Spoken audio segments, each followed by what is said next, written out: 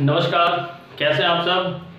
आप सबका बहुत बहुत स्वागत है आपका अपना YouTube channel Shreyansh classes learn and success में। और आज हम अति महत्वपूर्ण सवालों का समाधान करने जा रहे हैं, उसका हल करने जा रहे हैं, जो कि 2017 एनटीपीसी CB22 एग्ज़ाम में पूछे गए थे। और आप सभी को पता है कि प्रीवियस ईयर का जो पैटर्न होता है, लगभग सवाल जो होते हैं उसी पैटर्न पे आते हैं। तो हम आज मैथ के वो सवाल करेंगे जो 2017 के CB2 एग्जाम में आए हैं। और इसलिए आप मेरे चैनल पे यानी कि वीडियो को लास्ट तक देखिए। हम आपसे वादा करते हैं कि ये आपको फ़ायदा पहुंचा कर ही जाएगा। और मैं एक बार फिर से आपसे कहना चाहूँगा कि अगर आप मेरे चैनल पे नए हैं तो प्लीज़ मेरे चैनल को सब्सक्राइब करें, लाइक करें, शेयर करें और अपने साथ साथ अपने मित्रों, अपने भाइयों को भी फायदा पहुंचाएं। क्योंकि आज जो सवाल करने जा रहे हैं आपको बहुत ही, क्योंकि हम बार बताते हैं कि एग्जाम में जो सबसे अति महत्वपूर्ण बात है वह होती है समय का मैनेजमेंट। कि how can we manage the time. One who can manage the time in the exam room they can surely succeed. So now we go to the questions and their solution. ठीक है, तो चलिए समय को ना गवाएंगे, जल्दी से एनटीपीसी CB22 2017 के जो मैथ्स के एग्जाम है, फिर से मैं आपको बता रहा हूँ, उसको करवाने जा रहा हूँ। आप ध्यान से देखिए, आपको जरूर से जरूर फायदा पहुँचवाएगा और आपकी सफलता में है सहायता प्रदान करेगा। तो देख लेते हैं, बोर्ड पे लिखा हुआ है पहला सवाल आज का। और पहला सवाल जो है बहुत ही आसान है ना। क्योंकि देखिए, आप क्वेश्चंस को देखिएगा तो आराम से देख लीजिए कि बहुत ही हलवा टाइप का क्वेश्चन होता है, एकदम आसान सा, है ना। बस आपको उसमें कैसे मैनेज करना है, कैसे करना है, उसको बस देखना है। तो चलिए देख लेते हैं। सबसे पहले सवाल जो आज का है, कह रहा है कि त्रिज्या 1 सेंटीमीटर और ऊंचाई 2 सेंटीमीटर वाले समबेलनाकार का आयतन ज्ञात कीजिए। बहुत ही आसान है। त्रिज्या 1 सेंटीमीटर और ऊंचाई 2 सेंटीमीटर वाले समबेलनाकार आयतन, बेलना है ना, कार जो है बेलन होगा, वही बेलनाकार जो बेलन है उसका आयतन ज्ञात कीजिए। तो आपने पढ़ा होगा, ऊंचाई त्रिज्या दिया हुआ है, ऊंचाई दिया हुआ है, तो कोई दिक्कत नहीं है, बस फार्मूला आपको याद हो जाना चाहिए ना, कि जो फार्मूला उसका क्या होता है, बस आपको ये याद होना चाहिए। तो सबको पता होगा कि बेलन का आयतन का जो फार्मूला होता है वो क्या होता है, पाई r स्क्वायर h होता है। क्या होता है, बस आपको पाई r स्क्वायर h और बैठा दीजिए। पाई r स्क्वायर h यानी कि पाई का वैल्यू सबको पता है 22/7 होता है। और r का जो वैल्यू है यहाँ पे दिया हुआ 1 है, तो 1 का स्क्वायर 1 ही होगा। और h का जो वैल्यू है वह 2 है ना। ठीक है, तो आपका जो आंसर हो जाएगा, क्या हो जाएगा, 22 दूना 44, 44/7 सेंटीमीटर। और क्या होता है, वॉल्यूम को हमेशा किस में लिखते हैं, क्यू में लिखते हैं। कोई दिक्कत यहाँ तक, कोई दिक्कत नहीं। ठीक है, बहुत ही आसान था। देखिए, बस आपको बस थोड़ी मोटी बात याद होनी चाहिए। उसके बाद चलिए दूसरे नंबर सवाल पे आते हैं जल्दी, क्योंकि मेरे पास है ना लिखने में जो देर है, क्वेश्चंस को लिखने में देर है, सॉल्यूशन में देर रहेगा। तो जैसे दिया हुआ है डेटा है, दूसरा क्वेश्चन जो है क्वेश्चन नंबर 2 है, उसमें डेटा दिया हुआ है। कुछ क्या दिया हुआ है, डेटा ना, मोबाइल वाला डेटा नहीं है ना। डेटा मतलब आंकड़े होते हैं। तो आंकड़े क्या है, 3, 10, 9, 3, 10, 10, 10, 10, 10, 9, 9 नहीं, 4 है, 7 है, 10 है और 5 है। और निकालना क्या है, उसका माध्य विचलन निकालना है, यानी कि माध्य विचलन। ठीक है, माध्य विचलन ज्ञात करना है। ठीक है, तो माध्य विचलन होता क्या है, इसको पहले समझ लीजिए। बस बहुत ही आसान है। जो माध्य विचलन है कि माध्य से विचलन निकालने बोल रहा है, यहाँ ध्यान रखिएगा, मानक विचलन नहीं बोल रहा। मानक विचलन, मानक प्रसरण, बच्चे बहुत सारी गलतियां करते हैं, बस सवाल को समझना ज्यादा जरूरी होता है। ठीक है, तो डेटा, तो जो भी यानी माध्य निकालना है तो सबसे पहले माध्य निकाल लेंगे। तो ठीक है, तो माध्य निकालने क्या होता है, सभी बताते हैं कि सभी अंकों का योग बटे अंकों की संख्या। सिंपल सी बात है, वहां पे कुछ नहीं है। तो जोड़ लीजिए, 10 13 13 13 10 23 23 4 27 27 और 7 हो जाएगा कितना, 27 3 30 4 34 34 और 10 44 44 और 5 49, क्या हो जाएगा 49। 49 बटे कितना होता है, 49 क्या होगा, 1 2 3 4 5 6 7, क्या हो जाएगा 7। 7 7 49, ठीक है। और उसके बाद जो माध्य से विचलन निकालना होता है कि माध्य से विचलन तो क्या करते हैं, सब माध्य में से, और याद रखें हमेशा पॉजिटिव ही होता है ना। इसमें से मैं क्योंकि वह मोड में हमेशा लिखा जाता है, क्योंकि हम उतना लिखेंगे जैसे है ना कि x बार में से हमेशा जो होता है कि ये बारी बारी से घटाया जाता है, ठीक है। तो आपको करना क्या है, बहुत आसान है ना। सब माध्य में से बारी बारी से घटाएंगे। देखिए 7 में से 3 गया 4, 7 में से 10 यानी कि 3 बताया है कि -3 आएगा, लेकिन होगा प्लस में क्योंकि हमेशा मोड में होता है। यहाँ पे +3 हो जाएगा, 7 में से 4 गया फिर 3 हो जाएगा, 7 में से 7 गया 0 हो जाएगा, उसको लिखना जरूरी नहीं है ना। और 7 में से 10 गया फिर 3 हो जाएगा, और 7 में से 5 गया 2 हो जाएगा।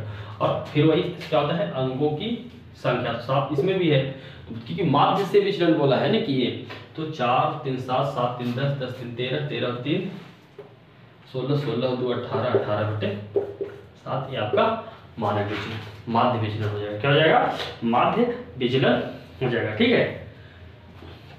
और आपको है ना यहाँ पे थोड़ा सा बातें बताते चलूँ आपको, यानी कि थोड़ी सी जो बातें हैं देख लीजिए कि आगे जो, यानी कि जो क्या बताया था आपसे कि हाँ प्रसरण, यानी कि मान जो प्रसरण जो होता है उसका फॉर्मूला होता है क्या, उसको भी याद रख लीजिएगा। प्रसरण का फॉर्मूला होता है क्या, होता है हमेशा x बार यानी कि माध्य और माइनस x और बटा n, और ये हमेशा क्या होता है कि मोड में, इसलिए हमेशा इसका वैल्यू क्या होगा है ना। अब इसको क्या से नोट किया जाता है कि सिग्मा स्क्वायर से होता है, ठीक है, सिग्मा स्क्वायर से होता है। और जब मानक विचलन बोले यानी कि एसडी यानी कि स्टैंडर्ड डिविएशन, उसको बस इसमें से इसका रूट हो जाएगा है ना, यानी कि सिग्मा हो जाता है, तो इसलिए बस इसका सिग्मा स्क्वायर दूसरा बस रूट हो जाएगा, तो क्या हो जाएगा एसडी यानी कि स्टैंडर्ड डिविएशन। बहुत ही आसान है, बस इसका है ना रूट हो जाएगा। तो सवाल देखिए है बहुत ही आसान है, बस एक चुटकियों में हो जाना है, चुटकी बजाना है। और हाँ इतना ऐसे क्योंकि हम सिर्फ सोल्व इसलिए करवा रहे हैं बहुत ही आसान तरीके से, क्योंकि हमें इतना तो पता होगा है ना, इतना तो समझ में आती है। क्योंकि अगर आपने एनटीपीसी सीबीटी 1 को क्रैक किया है तो सिंपल सी बात है आपको कुछ ना कुछ आते होंगे पहले से, तभी तो क्रैक किया। इसलिए हम बस जल्दी से है ना आपको सोल्व करवा रहे हैं, क्योंकि आपका जो है प्रैक्टिस हो है ना, प्रैक्टिस से ही आदमी परफेक्ट बनता है। और परफेक्ट जितनी प्रैक्टिस रहिएगा, प्रैक्टिस करते करते कब सफल हो जाएगा पता नहीं चलेगा, इसलिए बस आपको प्रैक्टिस करने की जरूरी है, ठीक है। देखिए तीसरा सवाल है, बहुत ही लंबा सवाल है ना, लिखने में तो क्या करेंगे विष्णु है ना, सवाल कुछ नहीं है बस लंबा है ना। क्या करेंगे, विष्णु ने 10 किलोमीटर प्रति घंटा, विष्णु एक लड़का है, देखिए कि विष्णु जो है क्या करेगा 10 किलोमीटर प्रति घंटा से, कितना है एक है 10 किलोमीटर प्रति घंटा से, ठीक है, प्रति घंटा है ना पर आवर, और एक 30 किलोमीटर पर आवर, ठीक है, और तीसरी जो है 8 किलोमीटर पर आवर है ना। क्या है 8 किलोमीटर पर आवर की गति से, क्या है क्योंकि ऐसा भी गति है ना, गति से समान दूरी, क्या है कि समान दूरी तय करता है। और इसे पूरा करने में है ना, समान गति क्या है याद रखिएगा, समान गति है, क्या है गति समान है, ठीक है, समान गति से पूरा करता है। और इसे पूरा करने में उसे कितना समय लगता है, देखिए 15.5 मिनट का समय लगता है। कितना लगता है 15.5 मिनट का समय लगता है। तो पूछ रहा है कि कुल दूरी क्या होगा है ना, हम शॉर्ट में लिख दे रहे हैं कुल दूरी क्या होगा, कुछ नहीं है, यानी कि टोटल समय इसको क्या रहेगा 15.5 मिनट, और इसकी स्पीड अलग अलग है। और दूरी क्या है समान है, यानी कि दूरी क्या हम दूरी है x है, दूरी तो सबका सब x है क्योंकि बराबर समान दूरी है ना, क्या है समान जो है दूरी है ना, समान गति तो गति समान थोड़े, समान दूरी है ना, सॉरी समान दूरी है कि दूरी x है। और आप सभी को पता होगा कि दूरी है ना समय बराबर क्या होता है, समय बराबर क्या होता है दूरी बटे चाल, क्या होता है दूरी बटे चाल। तो दूरी क्या है, दूरी तो x है, सबके लिए तो x है, और चाल बस अलग अलग है। तो x तो क्या सबको जोड़ देंगे तो x बटे 10 पालन हो जाएगा, दूसरा 30 सॉरी x बटे 30 हो जाएगा क्योंकि दूरी तो सब में बराबर है, और 8 बटे x बटे 8 है ना। और कितना उसको लगा है 15.5 मिनट। इसको अगर लिखना चाहे हम अगर है ना हटाकर, तो हम लिख सकते हैं क्या 15.5 मिनट है, इसको पॉइंट जोड़े तो क्या आ जाएगा पॉइंट कितना लिखना, तो हम इसको लिख सकते हैं 31/2, क्योंकि 31/2 क्योंकि उसको आए 15.5 मिनट तो लिख सकते हैं, हमें काटना है आसान करना है। भिन्न का जोड़ कर लीजिए आप है ना, तो आप पता है कि भिन्न का जोड़ करेंगे तो क्या आ जाएगा 10 30 8 60 है, तो नहीं आएगा है ना 90, कितना आना चाहिए इसको एलसीएम कर लीजिए 10 30 और 8 का 2 बचे 10 2 15 और 4 5 5 5 15 4 2 5 10 10 33 120 क्या आ जाएगा 120 आ जाएगा। ठीक है 120 आ जाएगा। 10 यानी कि 12x प्लस 30 चौके 120 यानी कि 4x प्लस 8 दाइए है ना 15 28 7 से यानी कि 15x बराबर क्या 21/2 12 4 16 16 हो 15 31x 31x/120 बहुत ही आसान। देखिए आसानी से आ जाता है एकदम, क्यों है आप वहाँ डेसिमल में लगे रहते काम गड़बड़ा जाता है आपका, है ना। और क्या है मिनट में है, क्या है मिनट में है, याद रखिएगा मिनट में है तो घंटा में उसको बदलने के लिए क्या कराएंगे 60 से भाग कराएंगे। ठीक है तो ये 60 दूनी 120 इसी ये भी कट गया यानी कि x बराबर क्या आ गया x बराबर 1 आ गया। क्या आ गया x बराबर 1 आ गया, है ना। क्या आ गया x बराबर क्या है ना। हाँ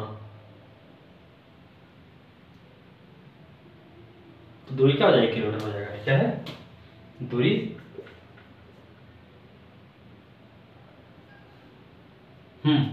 सॉरी तीन है तो 1 + 1 3 बार है ना 1 + 1 यानी कि 3 किलोमीटर हो जाएगा। लेकिन तीनों ने बराबर दूरी तय करी है ना, तीनों का दूरी 1 है तो तीनों कुल मिलाकर दूरी कितना है 1 किलोमीटर तीनों ने तय किया है, यानी कि 3 गुना दूरी टोटल तय की गई है। कोई दिक्कत यहाँ तक नहीं। ठीक है तो जल्दी जल्दी हम आप देख रहे हो कितना आसान है, घबराने की बात नहीं है, बस अपनी आप तैयारी में आप बस लगे रहिए, है ना।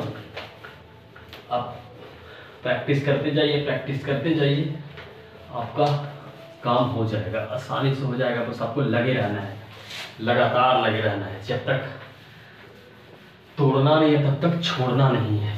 ठीक है चलो क्वेश्चन नंबर 4 देख रहे हैं। ठीक है क्वेश्चन जो 4 कह रहा है, क्या कह रहा है कि ईशान कमल के मुकाबले 2 गुना, देखिए ईशान यानी कि ईशान को ई ले लीजिए, है ना। ईशान और कमल हमारा रेशियो जिंदाबाद।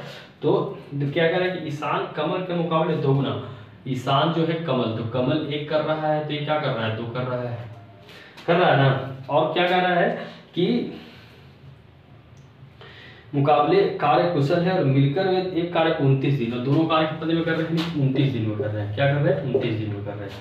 ठीक है तो क्या है कि कमल अकेला यानी कि कमल अकेला, तो कुल काम कितना हो गया यानी कि 3 हो गया, यानी कि 2 + 1 3। और किसका पूछा है कमल का, तो कमल का क्या हो जाएगा टोटल 29 दिन जब लिया है तो बस कितना 29 × 3, और कमल का पूछा तो कमल का 1 है तो 87 दिन वो अकेले करेगा। कितना आसान है, क्वेश्चन को बस समझना है, क्वेश्चन को फिर से समझिए, है ना। आप वहां लगाते है ना कि कार्य क्षमता के 2x x करते करते बस समझिए कि 2 गुना ज्यादा सक्षम है गुना, तो यानी कि दोनों मिलकर का काम का अनुपात दोनों की जो क्षमता क्या है 3 के अनुपात बराबर है, और वो किस में यानी कि 29 दिन में कर रहे हैं तो तीनों मिलकर 29 दिन में कर रहे हैं। ठीक है तो अकेला क्या करेगा वह 29 या 87। ठीक है जब अकेला करना है तो 87। तो आप अपने मिला जाइएगा क्वेश्चन नंबर 4, क्वेश्चन नंबर 5 देख लेते हैं। ठीक है क्वेश्चन नंबर 5 है ना कि हम बताएं कि मेरा वादा है कि आपको समझ में आ रहा होगा और आप इसे अच्छे से समझ पा रहे होंगे, और मुझे पूरा उम्मीद के साथ कह सकता हूं कि आप जो है क्वेश्चंस को यानी कि पेपर को फोड़ के आइएगा। ठीक है चलो क्वेश्चन नंबर 6 को देख लेते हैं, यानी कि बहुपद। क्वेश्चन नंबर 6 में बहुत ही आसान है। एक बहुभुज का प्रत्येक बाह्य कोण क्या कर रहा है कि एक बहुभुज यानी कि पॉलीगन बहुभुज का प्रत्येक जो बाह्य कोण है, क्या है बाह्य कोण 9 डिग्री है, तो भुजा की संख्या ज्ञात करिए, भुजा की संख्या ज्ञात करें, क्योंकि आपको बस छोटा छोटा फॉर्मूला याद होना चाहिए, है ना। तो बाह्य कोण दिया क्या दिया बाह्य कोण, तो बाह्य कोण निकालने का क्या होता है कि बाह्य कोण बराबर ही होता ही है ना।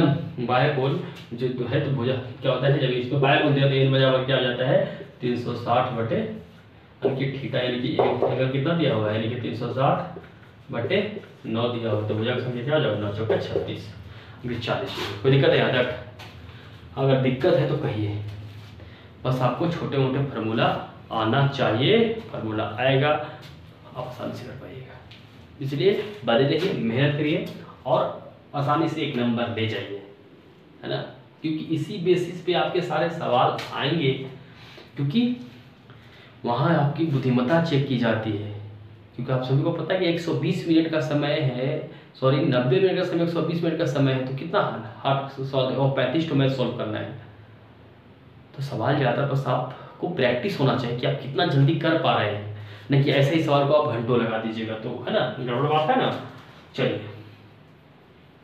अब देखिए अगला सवाल है, छठा सवाल ही देख लीजिए, बहुत ही छोटा है। कह रहा है कि निम्नलिखित में से 0. क्या बोल रहा है, 0.56 को क्या करना है, बदलना है। 0.56 को डेसिमल, देखिए बार लगा हुआ है, तो याद रखिए जब भी दोनों पे क्या है, डेसिमल के बाद दोनों पे बार लगा हुआ है, जितना अंक रहे बस उसको ऊपर लिख दीजिए और नीचे 99 लिख दीजिए। 2 अंक है तो 2 9, ठीक ना। अगर वही दूसरा होता तब क्या होता, बहुत ही आसान है। क्या है, जब बस दो है जिसमें दोनों पे एक रिंग है तो दोनों लगेगा। अगर एक अंक पे एक रिंग होता, बस यहाँ जैसे एक अंक होता है 0.6 होता है ना, 0.6 होता, और एक रिंग होता तो 6/1 9 होता है ना, क्योंकि ये वो अंक था। और इसको काट के हम पहले लिख सकते 2/3 है ना। तो ऐसे यहाँ 2 पर एक रिंग है, 2 लिखे, और 2 अंक है तो 2 9। आसान है ऐसे वाले, ठीक है। तो इसको है ना फ्रैक्शन में चेक करना था। तो ये देखिए यहाँ पे एक और सवाल हो गया।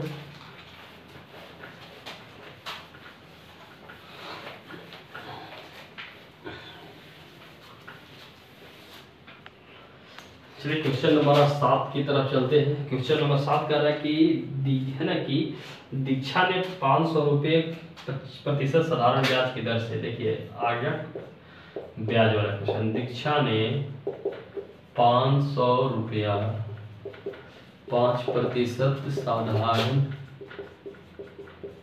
ब्याज की दर से 4 वर्षों के लिए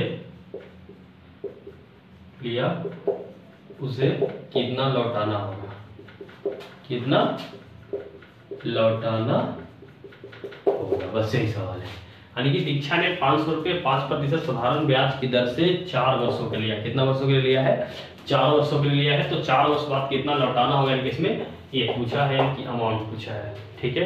तो 500 रुपया तो हमारा उसने लिया है, तो सिंपल सी बात है 500 ज़्यादा लौटाएंगे, है ना। तो इसमें साधारण ब्याज याद रखिएगा, साधारण ब्याज में क्या होता है, कोई भी ना जो इंटरेस्ट जो होता है बाबर मतलब कि सिंपल प्रिंसिपल में यानी कि मूलधन में जुड़ता नहीं है ना। तो बस आपको याद रखना होगा, बस आसान है कि बस 500 का, ठीक है।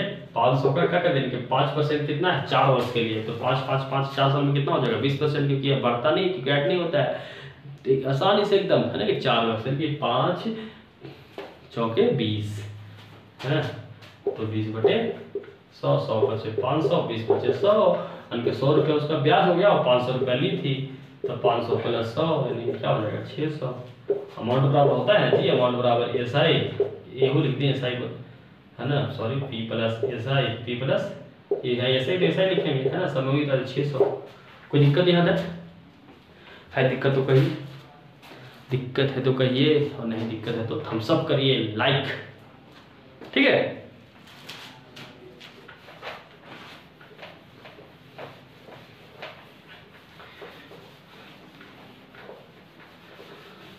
उनकी ताकत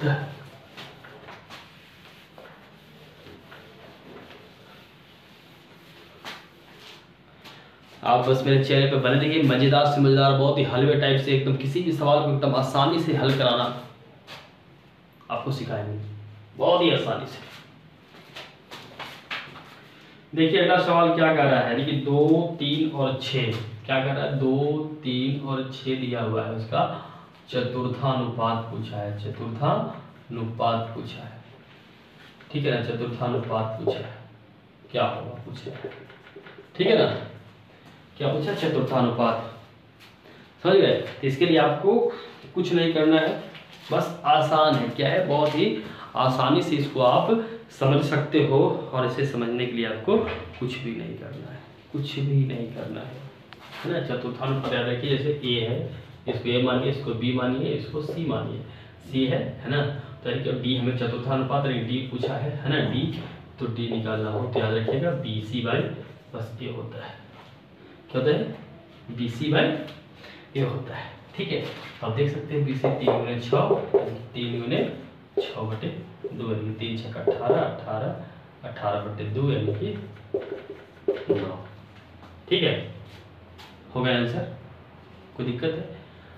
तो बस याद रखिएगा कि बस चतुर्थानुपात निकालना होता है तब हमें सी की जरूरत होती है, तो बाकी जो तीनों निकालना होता है, चाहे नहीं कि प्रथम अनुपात, दूसरा अनुपात, तीसरा अनुपात, सब में आपको तो सब फॉर्मूला आप लिख लीजिए, है ना, आपको काम देगा। यानी कि जो पहला जो है यानी कि पहला अनुपात निकालना हो तो बस उसमें याद रखिएगा कि a² b हो जाएगा, क्या हो जाएगा उसका फॉर्मूला है कि a² b। दूसरा अनुपात निकालना होगा तो वह हो जाएगा क्या, जिसको है ना √AB, जिसको मध्यानुपात भी बोलते हैं, क्या बोलते हैं, मध्यानुपात। और तीसरा अनुपात निकालना होगा, याद रखिएगा कि b² हो जाएगा। बस ये फार्मूला नोट कर लीजिएगा, आपको सारे के सारे इस टाइप के सवाल जो है आसानी से बच जाएंगे, है ना। प्रथम अनुपात निकालना हो तो a²b, है ना। सेकेंड यानी कि मध्यमानुपात निकालना हो तो उसको बस √AB कर देंगे, और तीसरा अनुपात निकालना हो तो b²। देख सकते हैं कि तीनों जो निकालना है उसमें सिर्फ a और b जरूरत होती है बस। डी यानी कि चतुर्थानुपात निकालना तो हमें तीसरा अंक मालूम होना चाहिए, तो सिंपल सी बात है कि जब है ना तीसरा निकालेंगे, जब पहला दूसरा दे तीसरा बताया है, जब नहीं दिया रहेगा तो फिर निकाल सकते हैं, क्योंकि हमने सारे के सारे फार्मूले जो है निजारे सारे जो तरीके जो है यहाँ पे लिख दिया है ना। बस आपको याद करने की जरूरत है, समझने की जरूरत है, और हम आगे क्वेश्चन की ओर बढ़ते हैं। आप इसको नोट जरूर कर लीजिएगा, ठीक है।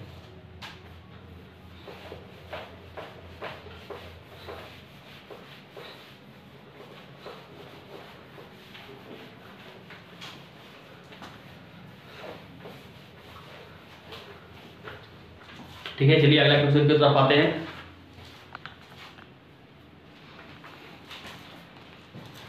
अगला सवाल क्या कह रहा है कि श्री मूर्ति ने एक योजना में 16,000 का निवेश किया और त्रैमासिक रूप से संयोजित चक्रवृद्धि ब्याज ज्ञात कीजिए यदि उसे 20% प्रति वर्ष की दर से 9 महीने।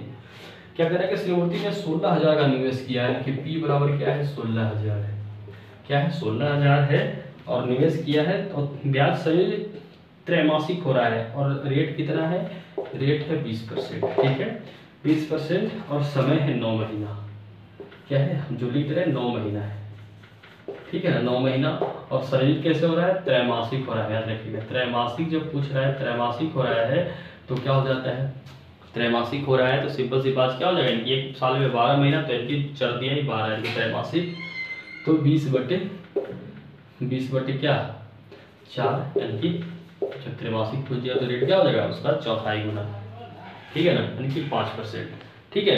और कैसे निकालना है, 9 महीना, यानी कि कहने का मतलब 9 महीना हो गया तो त्रैमासिक हुआ तो 9 महीने टाइम कितना हो जाएगा, टाइम 3 हो जाएगा, होना है, यानी कि 9 महीने के 3 महीना। और इससे आपसे निकालने बोला है, क्या पूछा है कि ज्ञात कीजिए उसमें, है ना, कि दर से 9% की, मतलब कि उसे कितना 16 का निवेश किया, ज्ञात कीजिए उसे प्रतिवर्ष की दर से 9 महीने के लिए निवेश किया, है ना, ब्याज चक्रवृद्धि ब्याज ज्ञात कीजिए।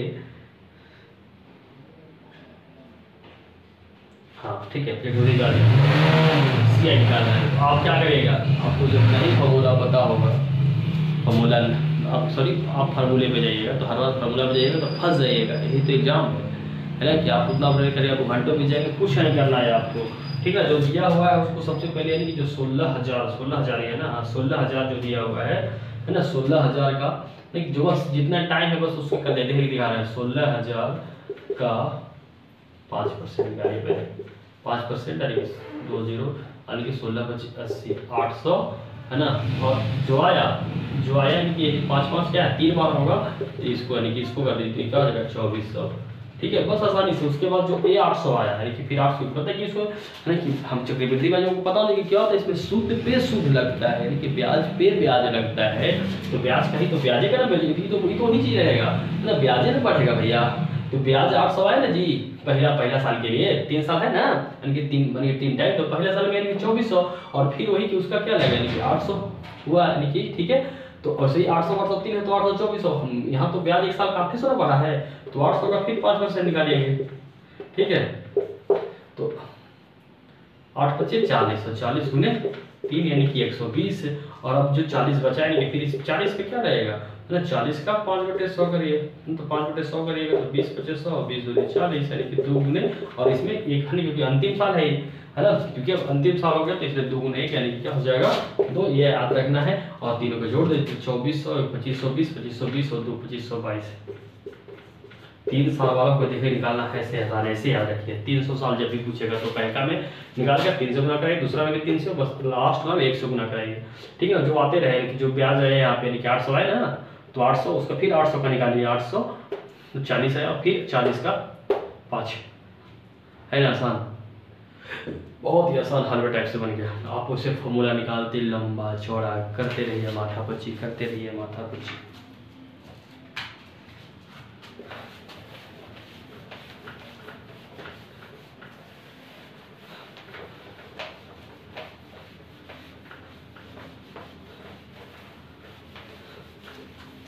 अगला सवाल देख लीजिए, क्या है कि एक वस्तु के विक्रय मूल्य पर 4% और 6% लाभ का अंतर जो है 3 रुपया है, तो दोनों विक्रय मूल्य का अनुपात क्या होगा। दादा रे दादा, कितना आसान सवाल है।